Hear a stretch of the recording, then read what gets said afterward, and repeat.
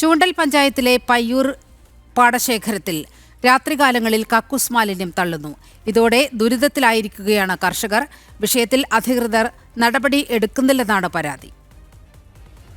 പാടശേഖരത്തിലാണ് നമ്മളിപ്പോൾ നിൽക്കുന്നത്.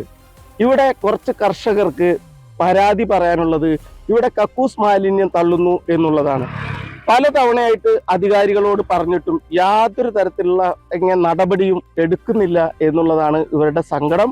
നമുക്ക് അവരോട് തന്നെ കൂടുതൽ വിശേഷങ്ങൾ ചോദിച്ചറിയാം.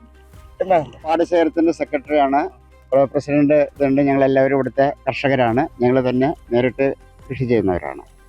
കൃഷി ഇറക്കാൻ പാകപ്പെടുത്തിയിട്ടുള്ള നിലത്തിലെ ലോഡ് കണക്കിന് കക്കൂസ് മാലിന്യം കൊടുന്ന് തട്ടിയതിനാൽ തട്ടിയിരുന്നു.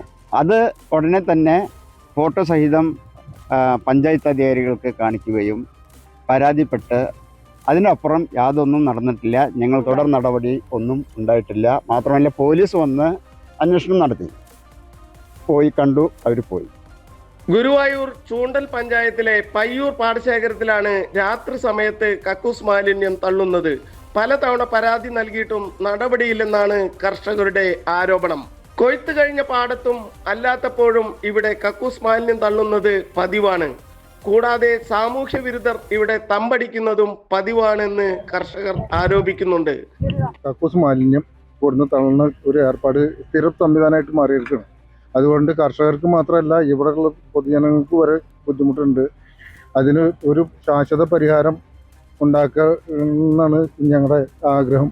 മാത്രമല്ല അധികാരികളോടൊക്കെ പല പ്രാവശ്യവും നമ്മൾ അഭ്യർത്ഥിക്കുകയും പറയലൊക്കെ ഉണ്ടായി. പക്ഷെ കണ്ണും ശരിയായിട്ടുള്ള രീതിയിലുള്ള ഒരു സംവിധാനം, ഇതിന് മാറ്റം വരാനുള്ളൊരു സംവിധാനം ഇതുവരെ ഉണ്ടായിട്ടില്ല. അധികാരികൾ ഉടൻ നടപടിയെടുക്കണമെന്നാണ് കർഷകരുടെ ആവശ്യം. ജനം, ഗുരുവായൂർ.